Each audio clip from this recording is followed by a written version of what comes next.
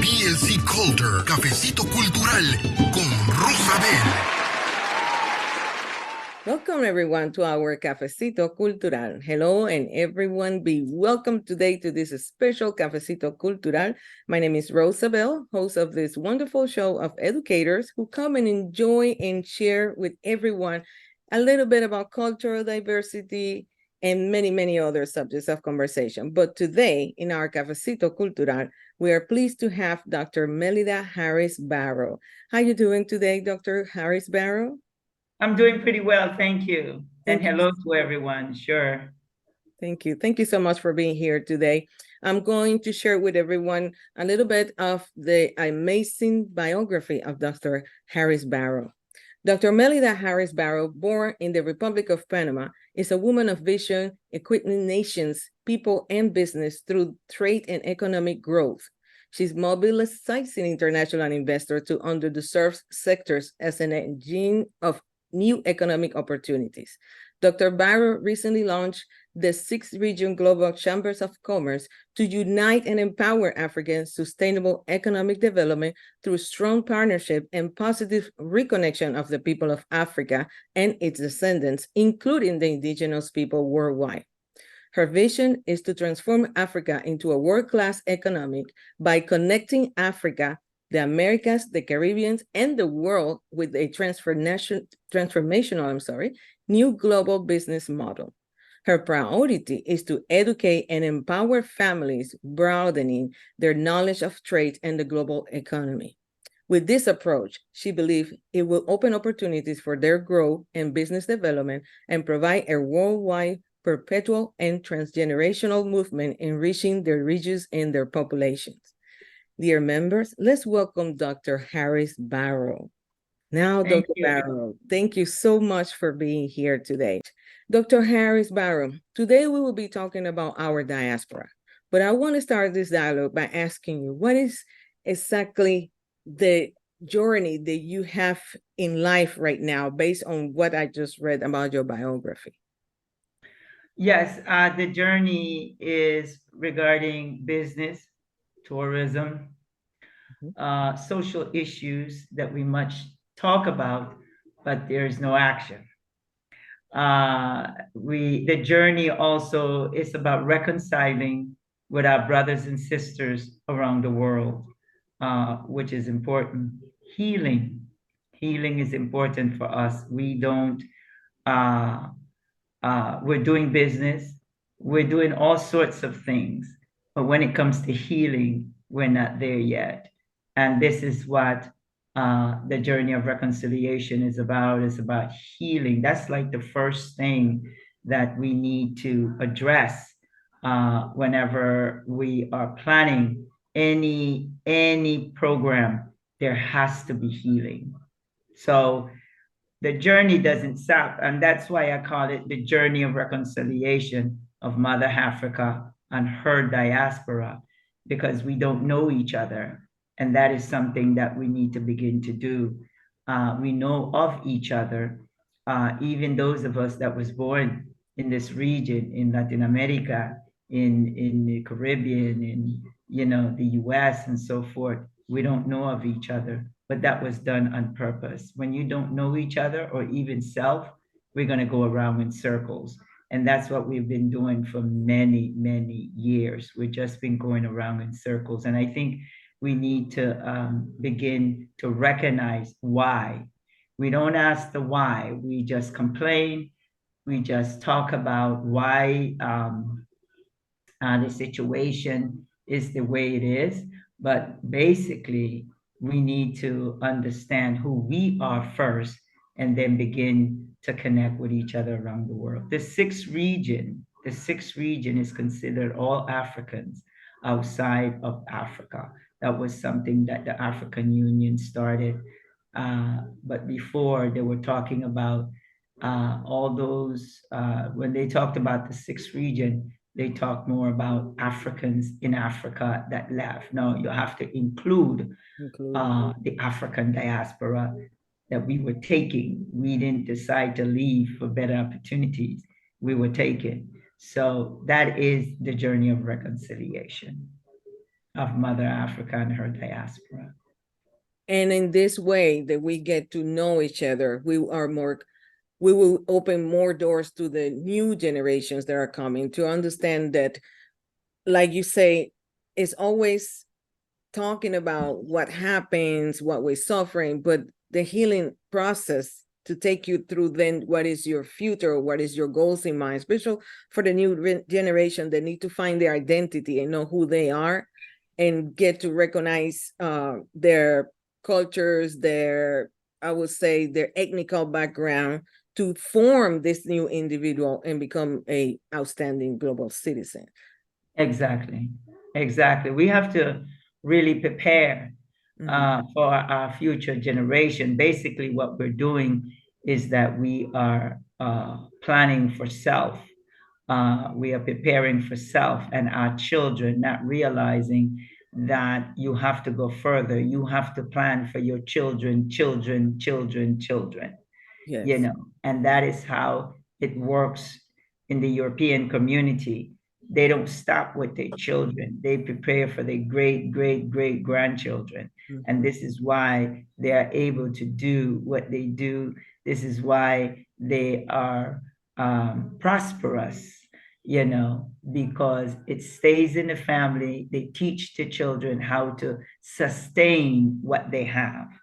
They don't, you know, right now, I'll give you an example where I am buying properties, I am buying land, you know, things like that, because I know that they're going to be okay once I'm gone.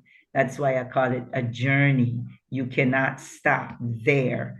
By then, if you buy something now for 100 grand, yeah, you won't even be able to find something for 100 grand. But if you do, in another 10 years, is $500,000 or maybe $1 million due to the fact of where you buy. You know, we have to teach our children these things, and we don't. So I think it's important to bring the awareness to our children and not just assume and tell them go and find a job, because the second and third generation, if you do what you have to do, they wouldn't need a job. What they will do is to continue to sustain and build and create. You see, God created us to build. God created us to and when he created us to build, the mindset is somewhat different. He created us to create and to build. He gave you a mind to build. He gave you a mind to create. And that mind, if it doesn't function that way, then you can tell yourself, you know, you haven't done anything. The problem is that we're not using the tools that God gave us. What we're doing is using the tools that man gave you, and that is to work for them for the rest of your life until you die. And then if you don't reach your 65 or 67 when they give you your pension, it's hardly anything. You can't do anything for your kids with man's pension. You know, you have to build from now. So what I am pushing out there is to educate, bring awareness, teach people about business, how to be an entrepreneur, and so forth. That way, you don't have to provide jobs, but provide education for them so they can do what they have to do. You know, so that's a journey. Yeah, and also to get them. I remember when we was talking about a while ago, I think a few months ago, and now that you're talking about getting there prepared and the mindset. The Yes. mindset that we have observed through the years is that you cannot do this, you cannot do that, or because you have a color in your skin, you are just according to the statistics and so on and on. And what you're saying also is that this process of healing, reconciliation, edifying our future learners, it plays an important part of this. And then the sixth region of Chamber of Commerce is working through these, is that okay if I call it like mental barriers that it's been created from generations to generations that is hitting now into our It even start, I feel that even start with me as well when I was growing and say, oh, you probably would not get this far or so on. But it's that's the mindset that we have observing. And now, thank you to people like you that is trying to break these barriers and tell the students, yes, you can. Or not the students, I'm talking always like a teacher, but to tell our children, yes, you can do that. Who says no? Yeah. Yeah, because what it is that we can't even blame our parents. Our parents were taught that they can only go so far. Mhm. So they have taken that information and pass it on to generation. When a child come to you and say, I want to be a doctor, those are the favorite things that we say, doctor, lawyer, and we don't talk about anything else. And then we get stuck. But when a child come to you and say, I want to be a doctor, they look at you, especially West Indians and Latinos, they look at you and say, are you crazy? And where do you think you're going to get the money to be a doctor? They would tell you, no, you can't be a doctor because I don't have any money. Not realizing that today there's so much grants, there's so much, opportunities now for our children, but they're still stuck. So when I remember that in Panama, and you probably would know this, Rosa, because you're from Panama. I remember I told my parents I wanted to live in Punta Pacifica. I mean, in Paitilla. Paitilla, sí. Yeah, remember Paitilla? Sí, It's there, of sí. course. And they told me, "Are you crazy? Are you crazy?" That's for rich people." And that thing stuck. I tell you, it just got stuck here, Yeah. and it wouldn't come out. And I said, and I remember even my father told me, don't go back to Panama because due to racism, because that's what he experienced. He was a very dark man. And I told him, I remember saying, I was about 22, and I told him, I said, your experience will not be my experience.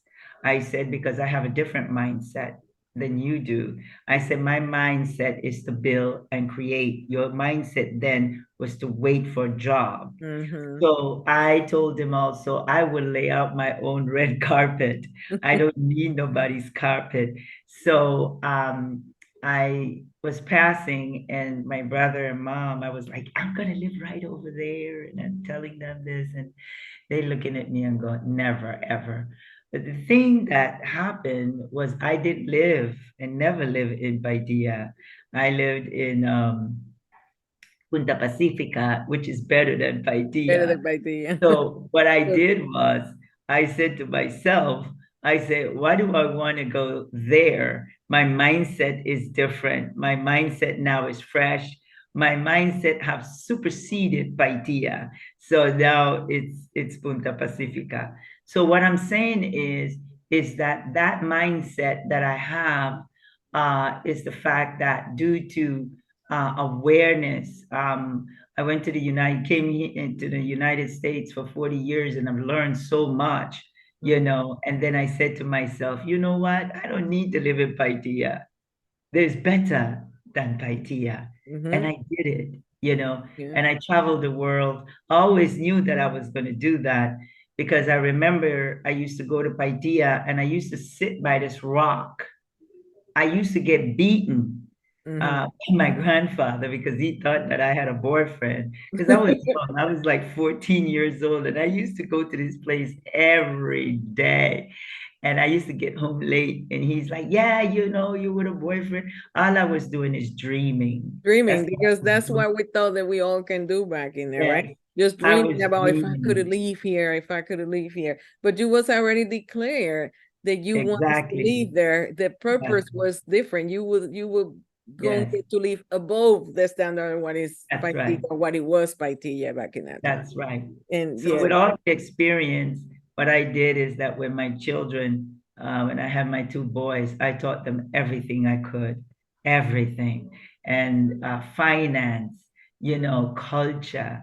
I taught them everything. So it's our responsibility to teach our children and to teach those around us. Yes, you will dream, but make that dream and put it in action. And that's what I did, because a lot of us stay in a comatose mode, and we don't do anything. We have to move and we have to educate those that's around us. So my passion became, bring awareness to the countries, not just to my community or not just to my family, but I went further and further. So now the things that I'm doing and why I created this 6 region global chamber of commerce is because Africa and the African diaspora don't have that connection like they do when it comes to business. So what I did was connected Africa and the African diaspora to do business, to talk about social issues, tourism, especially tourism, because whomever colonialized you, that's where you're going to take your vacation. That's where you're going to the hospital. That's where you're going to do everything. And I'm speaking about Africans. And now we have to reroute our brothers and sisters to our region because they don't know. So we have to educate them. That is absolutely correct. While you was talking, a lot of people were saying presente here from different places in Panama, Santana, Parque de Febre, that is where I grew up, in San Miguelito, presente.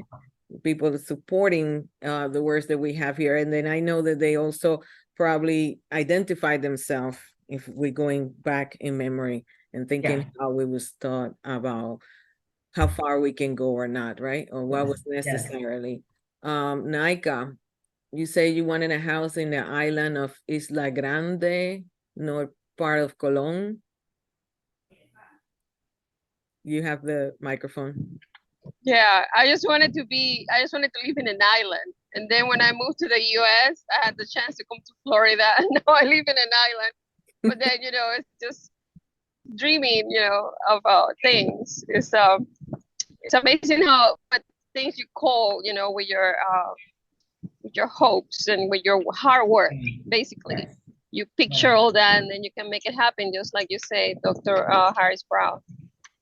It has to be hard work, and then somebody says that harder you work, the luckier you become. Right. Exactly. When we put something out there, because I've done it and I'm living it now, and I was only 13 back then, and I'm telling you, all the things I wanted to be a speaker. I didn't want to be a writer, but it just came to me because everybody kept saying, Dr. Barrow, why don't you write a book with all the things that you're doing? And I did it, not knowing how, but I did it. And there's so many other things. So the key is to just let it come out, don't keep it here. And now I'm experiencing all the things that I've said that I was going to do. I did it. And there's more that's coming that I didn't say, but it's coming, So be active and believe in what you are going to do. And I do believe that it will happen, but you have to work hard. It's not that simple. It's not that simple. I think you have to work hard in and having God in your life. That's like the main thing for me. I have God in my life. God guides me. He tells me what to do, what not to do, and I think that's one of the main things that we need to have is God. I don't get into the religious part of it. It's me and God directly, Right. So because we know that because we know that with him all things are possible. So keep it in there. Now, I want to mention this because I saw a video when you visited the Cape Coast Castle. How was your experience there? That was an amazing video I saw. Yeah, actually, that was in Ghana. It was a great experience because the journey of reconciliation is actually very spiritual because it's not something I just created. It was in my dreams. I had a woman, an older woman with white hair, and she says, Melida, what are you doing? You're not doing anything. I mean, the dream just came like that. And she was very angry. And I'm trying to explain, well, I'm connecting Africa with the diaspora, that kind of thing. And she said no. And she took me we just kind of paused like a second. And then she said, look to the right. And I looked to the right and I saw, and I have to tell you about this because so it coincides with what I did. A lot of times when I do things, it's not just me. God is involved. So when I looked to the right, I saw slave masters raping little boys and men. And then she goes, and I was like devastated, very devastated, because they don't talk about that side of the history of slavery. It happened. And for the first time, I saw it in a graphic way.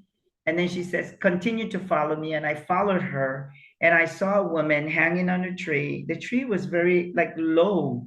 And she was about to have a baby. I mean, she was like 8 months pregnant or probably 9 months pregnant. And then I saw he had a machete in his hands.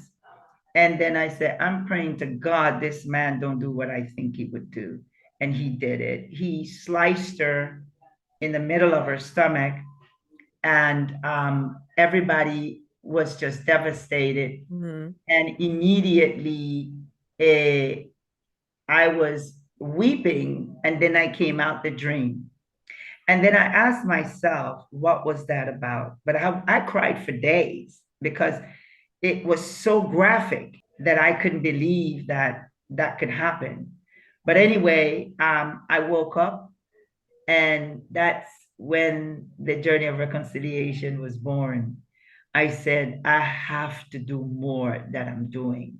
And I have to be strategic in what I am doing. Mhm. So what happened is that's when the journey, because we have to reconcile with each other for these things not to continue to happen. Mhm. So I felt like I had to go back from where I started. And I'll be honest with all of you.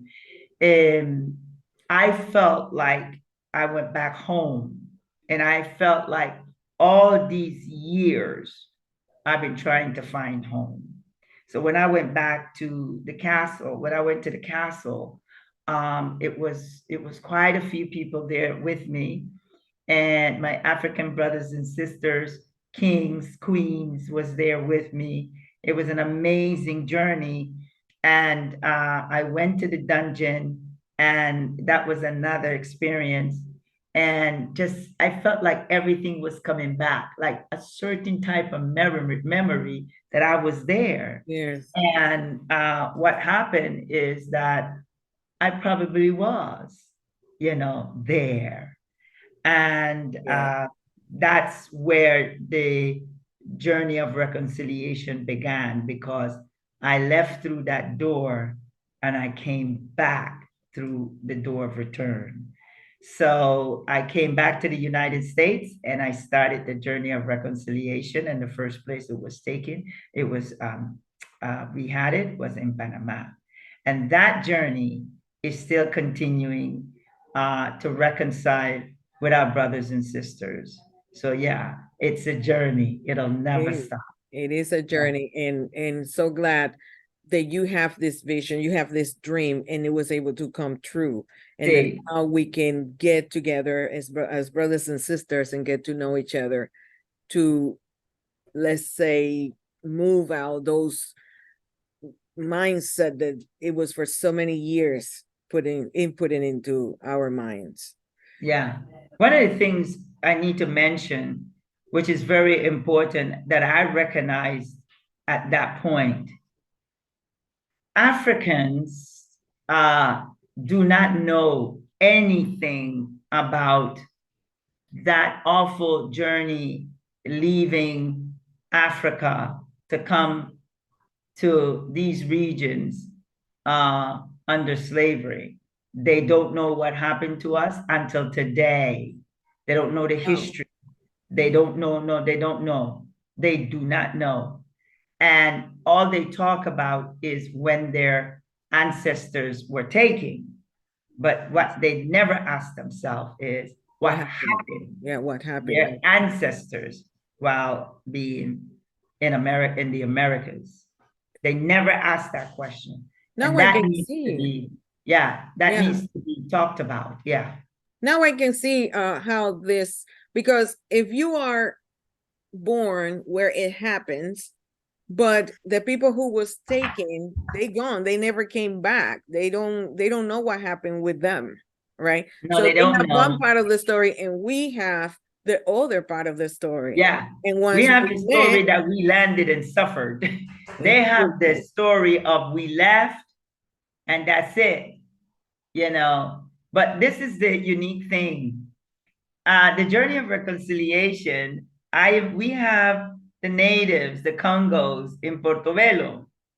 Y yeah, son, yeah, son también del Congo, yeah. Angola, diferentes lugares, because they mix.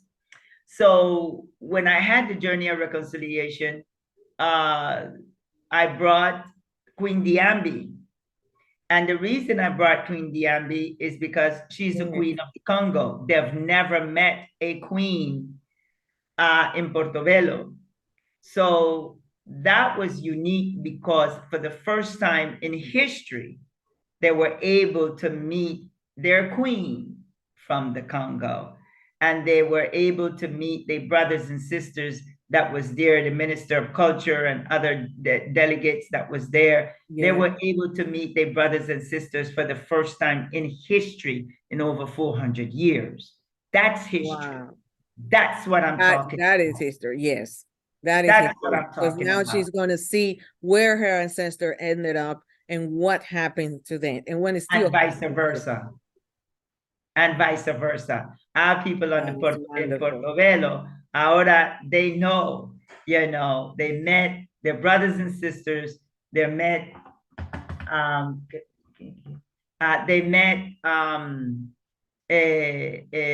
they met the Minister of Culture, she was able to go back to the Congo and speak about that they're in Portobelo. So lo que me ocurrió is that when I was in Chocó in Colombia, I visited Chocó like a month ago. And when I got there, they're also from the Congo. So that is like an amazing thing that I didn't even know. Yeah. So we spoke to, when we found out, our staff and the board, Dewey Boyd. Yes. His wife is from the Congo. So he contacted the ambassador for the Congo in Washington. Okay. So she didn't know, the Congolese didn't know. So here is another history where they know now where to find their brothers and sisters due to the journey of reconciliation, because it's a connection. So they're so excited. The ambassador is so excited. She wants to come to Colombia and visit her brothers and sisters for the first time in history. Awesome. In Colombia. Awesome. So, and that's how you're going to keep moving. Keep moving. And we're going to keep moving. We're going to go to Nicaragua, porque in Nicaragua, Honduras, in those regions, that's where Nigerians were. When we talk about the history, we might talk about history, but we're making it a reality, because believe it or not, there's a lot of brothers and sisters in Africa are still looking for their family. Believe it or not.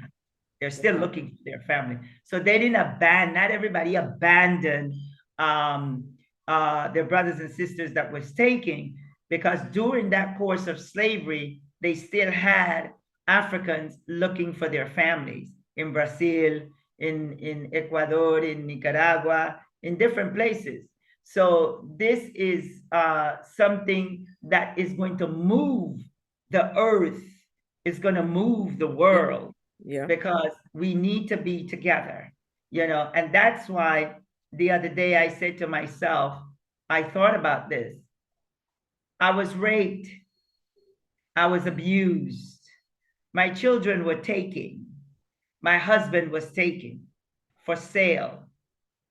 And now I want to go back home.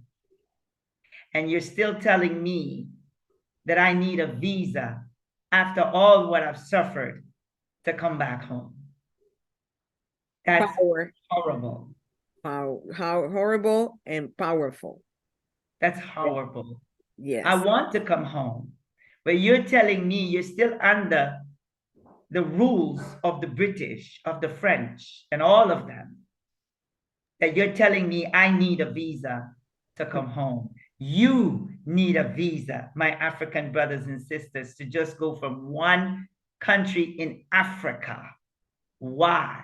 What are you doing? When are you going to stop this? To free yourselves. Because we are freeing ourselves. We are. It is time now for us to come together to work together. Because I'm tired and exhausted that you're still under a law and policies that Europeans left there. You're still telling me I need these documents, paper, to come home after slavery. That's crazy. And we have to change that. And we have to change that. We have to continue without stop. Because one thing is they start something and then it never goes nowhere. We have to get to the final goal and the final destination and continue after that. Yes. I'm so happy and so proud of you that being here today. I'm humbled. This cafecito was one of the cafecitos that I was always looking for because it's always Black History Month. Like we just was born to be out such a times of the month or year when we exist 24/7, 365. But that is our fault, Rosa. That is our fault. Yeah. And I'm going to tell you why. Because as long as Europeans tell us what to do, we're still in control. They're still in control of us. Correct. Why should I let you come in my home and take my shirt and go in my refrigerator for food? And I do nothing. I just allow you to. We're still in control. Why is it that every so often, 10 years, you're calling me something different? You're calling me Afro. You're calling me Black. You're calling me all kind of names, and I accept it. You know, why do we accept those things? We accept those things because the mindset and the mind is not awakened yet. Yes. That's just like I'm saying, you're not Rosa anymore. You're Margarita.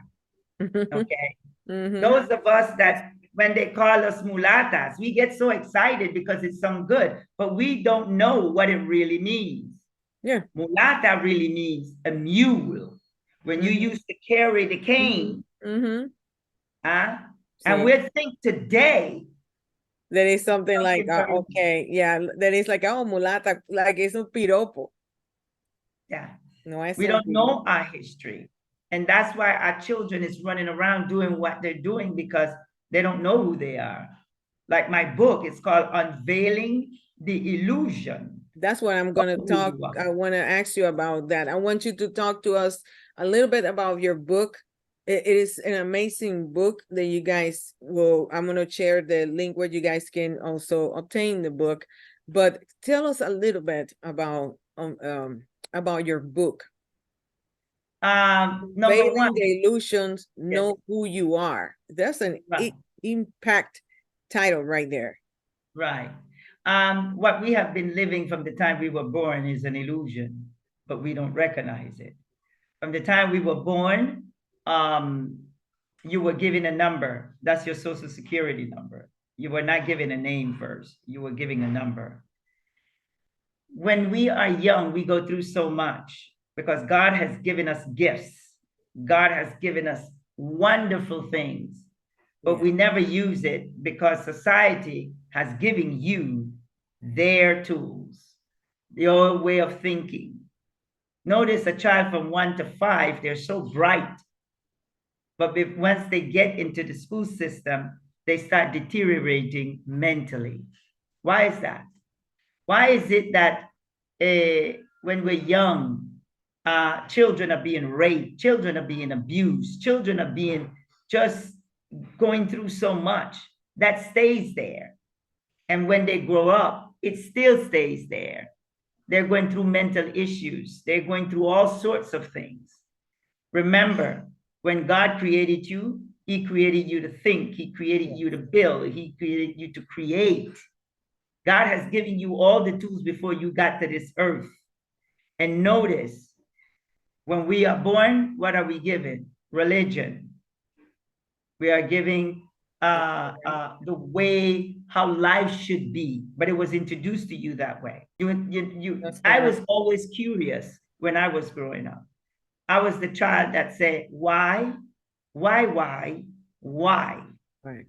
I was the child that went to a Catholic church with my aunt when I was a little girl, 5 years old, and I'm sitting next to her and I say, Tia, you do not understand. Do you understand what they're saying? She says, no, be quiet. I said, okay. Every Sunday she took me to that church in Cologne, St. Joseph Church. Many of you probably know it from Panama. And she still was going every day. And every day I got slapped for asking the same question. Why? I don't understand and you don't understand. Until one day she woke up and I said, are we going to church? And she says, no, because I don't understand what they're saying. And I go, thank God. So that's an illusion. All of these things that we have been through and we're still going through is an illusion. The illusion of color. That's an illusion that was created to be who they are today. You black, you're nothing. We're white, we're something. That's an illusion. But an illusion exists only if you make it exist. If you believe, then it will exist. So now I never believe in that illusion because my grandmother, she used to bathe me, and as she's bathing me, she used to tell me who I am. A queen. Yes. You are a queen. And that's all I kept hearing till I was 11 years old. And I took that to heart. I am a queen. So when I came to the States and they were telling me that whites were superior, I'm like, but why? There goes the why again. And I never believed it. That's why I never act the way most of us act. When a white man walk in a room, we're totally different. We change our whole image, mindset, everything. We treat them well and we treat each other like dogs. Why? Because they told you to do so. They told you you are nothing. And when you speaking to someone of your same race, you also believe that they're nothing. That's why we are so disrespectful with each other. We have to change our mindset. I treat everyone equally. Why should I treat one better than the other? You see? Even the way we talk. Even the way we talk. From the time I left Panama 40 years ago, I am still speaking the same way that I speak from the time I left. We have to stop try to perfection there, or try to take away our actions and stuff. Exactly. To can fit into what the society call being successful. Exactly. So I stayed the way I was born. I love me. It took me a long time to love me. And once I love me, no one can mess with Dr. Melida Harris Barrow. There you go. Because I know who I am. And I will remain that way. I respect me. I love me. I'm going to always take care of me. And because I love me, I love you. When you see us treating each other like dogs, you don't love yourself. You hate yourself. Yes. And why do you hate yourself? You were taught to hate yourself because you were not born that way. Correct. We have to change the mindset. And the time is now. In my book, I have a section where it talks about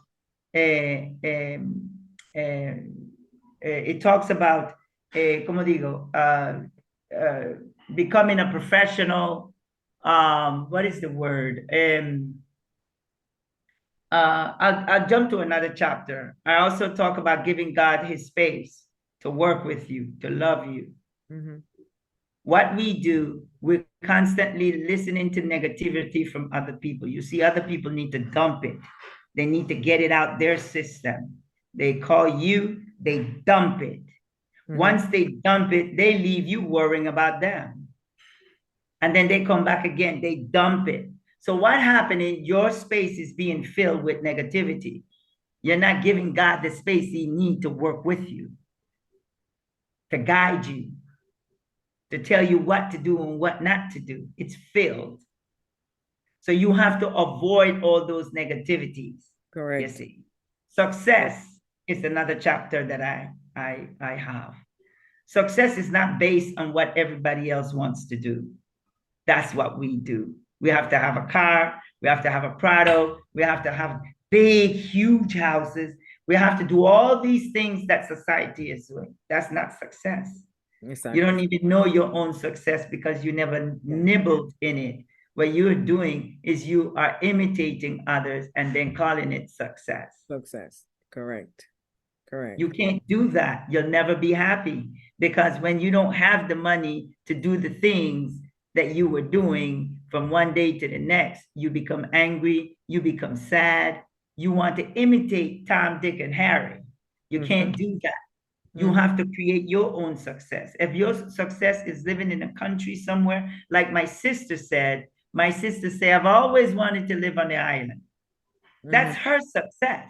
You see, she enjoying her success. You can't follow her because what you are going to do, you're going to go, she prepared for that from a young age. Yes. Not you. But just because you see her successful, you want to do what she's doing. No, find your own success. Exactly. Follow your own dreams. Follow your dreams. And don't That's stop. what I do. I followed my dreams. I've always wanted to help people. I've always want our children to get that education that they need. I've always wanted to connect us together. You understand? That's my success. That's my dreams. I'm going to tell you. And I'm doing it. Correct. And I'm sorry interrupting you, but it started inspiring me and it started bringing so many things. I remember when we talked before, we didn't know that the conversation would go for so long because we start recognizing stuff when you was telling me, and I was like, yeah, I know, I feel this. I dream about this stuff. Like Nika was saying, she was dreaming about living on the island. You was dreaming about living in Paitilla.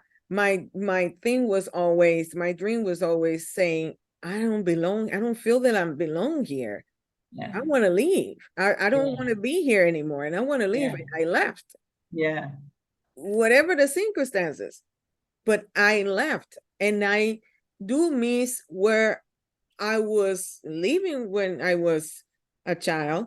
Right. But at the same time, I know that I went through all those barriers because my mom used to look at me and say, like, look, oye, la loca dice que se va. Yeah, but that's another thing. They don't believe you. They're crazy that she says she's going, because in that moment, what she saw was just 4 walls and the limit of any available resource for me to leave, go where?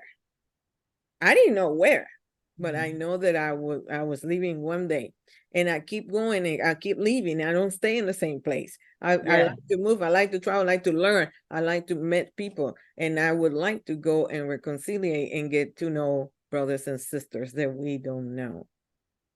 And wow, this is it is so. In the book itself is for you to impact others. So you learn and you keep going impacting others, because that's how everybody going to start grow and get out of this mindset one of these things, right? All right. Exactly. So it is something that it will take you so long. But now, as the educators and all of the educators that will be listening to this video later, I want to ask you how, as educators and global citizens, we will be able to contribute this into our classes to guide our students, our learners, and become leaders, to understand their culture, to accept themselves, to recognize who they are and moving forward, because we have them in our hands 8 hours per day, different groups, different periods, different hours. How can we contribute to this journey, to this? Because it's not just Afro descendants, as we mentioned earlier, it's also Exactly. indigenous, which I have also right now still working with them as well. But how we having all these small kids, no matter what age that we're teaching right now, how can we contribute for them to find themselves and maybe not answering all of the why, but they know that they can know that those why questions they have, sometime it will be coming eventually, and they get prepared for when it comes. Yes. How do you think that we can ask, what do you can tell us as educators to help into growing this mindset of these students? The question is for me? Yes. Okay. First of all, I think that there's something missing when we're in the classroom. That's love. Mhm. It's love. You can stand there all day long and teach. Yes. When you bring those words out of your mouth with love, it's going to be a big difference. I've traveled all over the world, and when I speak to students,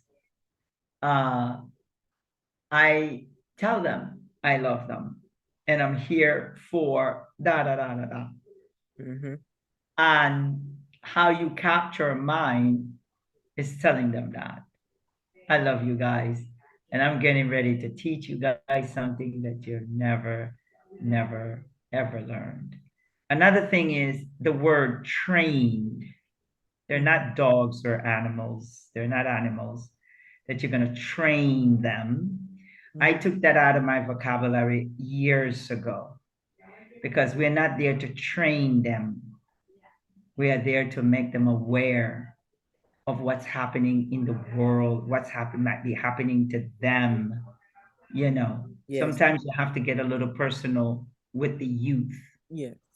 You know, and educators have a tendency to say, okay, this is just a job. I come in, I repeat myself, da da da da da. Mm-hmm. No, we have to love our children. We have to guide our children because sometimes, and I know schools have limitations and so forth, and sometimes children are going through so much in their homes and they don't have anyone to talk to, anyone to release that frustration. You know, I was in Panama, this was years ago, and this was in Cologne, and they were afraid to even talk. And I was teaching them how to talk in public. And they would talk within themselves. But when it's time for me to say, Anita, could you stand and say this, just their names, they couldn't do it. Just that simple. Yeah. I tell them, I just want to know your name, how old you are, and what school are you going to. They could not do it. They were so shy. Notice our children, how shy they are because we're not having that communication with them. You know, our children come home, our children go in their room, they play their games, that there's no longer no communication. And as mothers, you know, parents, we need to have that time on that table. Everybody's eating in their room. I never did that with my kids because I saw how it affected other families. So I make sure we sit on the table, and that's when they start talking about issues that happen in school, da da da da da. As educators, all I'm saying is this: we have to start reconnecting with our students. We need to give them that love that they need that they don't get at home. You know, Exactly. use the words like "great job," "wow," you know, those things. I love what you said. We do not also, as educators, tell that to our children. Sometimes they need that compliment, you But know, they day learn it. in and day out. Yes. Yes. Sometimes they need a little hug. Sometimes, you know, you see them wandering, observe them, you know, like you know something is wrong with Susie, but you don't care. You're just gonna get my job is to teach. Mm-hmm. you know, and Okay. and I I think that's the notice this. problems that we're having in schools. Yeah, I noticed is that I was teaching the students how to do molas. Even Yeah, I didn't know how to do molas, but I asked one of our people that came from the group of the tribes of Gunayala, and she kind of tell me a little bit, and then I watch a little bit of videos. But then I submit my order and purchase all the materials and all that, and we're gonna do molas. And there was like, oh, okay. So I went the whole intro, everything about it. But when we got to the portion of sitting and sewing, it needs patience, time, and dedication. Through that, it was like a sewing therapy. I call it the sewing therapy. But boys and girls sitting in there sewing their creation, because they went from the drafts all the way to the fabric and everything, and they was doing it. They started yeah, talking about so many subjects of conversation, and they were using the small vocabulary for like the hilo, the aguja and stuff. And then but in between was the stories that I didn't even know about, some of them. And I was able to take them out of the cell phones. They would put the cell phones on the backpack, and they would come and sit down and sew it. And then when they finish, it looks like woo. And then of course oh, that's so yes, beautiful. You're yes, gonna be maybe a fashion designer and stuff. And their eyes go like, woo, they start imagining stuff. And then creating that. And then now they proudly walk with that and create gifts for the mom or themselves, just putting as a patch and all that. And then it was just to be one little mola. We ended up doing 5 little pieces of mola. And yes, the they call it the sewing therapists that help them to exteriorize all of these child. They were shy. Some of them don't want to speak in Spanish because they say they sounds weird. I told always them like I sounds weird in English, but just talk. And that's what it help yeah. you to exercise and practicing the language. And then of course we invite the person who helped us with that from Gunayala. And she was like, oh, I'm so proud of you guys. That was a moment that they will ever forget. But that's because you're interacting with them. There's a lot of needs they need, you providing it to them. So the relationship between you and your students are building, you're building that relationship with them so they And will they have more learn. confidence Yeah, in they you learn and how they to learn swim. Yeah, they learn and how they to swim. learn. They learn vocabulary. They learn color, and they learn the story of indigenous. Right. Then also how then it was the mixing between indigenous and Black people. Everything was there. Just we don't even have to fight with them about cell phones or pay attention or anything. We have to Exactamente. share. Yeah, Naika, we Yeah. have to share so that they get more to share as well. And then that's how they engage in your classes, Mhm. because you are not there like A, B, C. You telling them Right. real world things. That's what they want to hear. Right.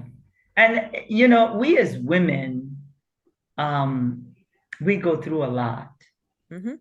you know, and sometimes when we hit that classroom, we're not even in tune, or we might be having personal problems, we might be going through a lot, and it's very difficult because when you get into that classroom, you got to switch, and we spend our whole life switching.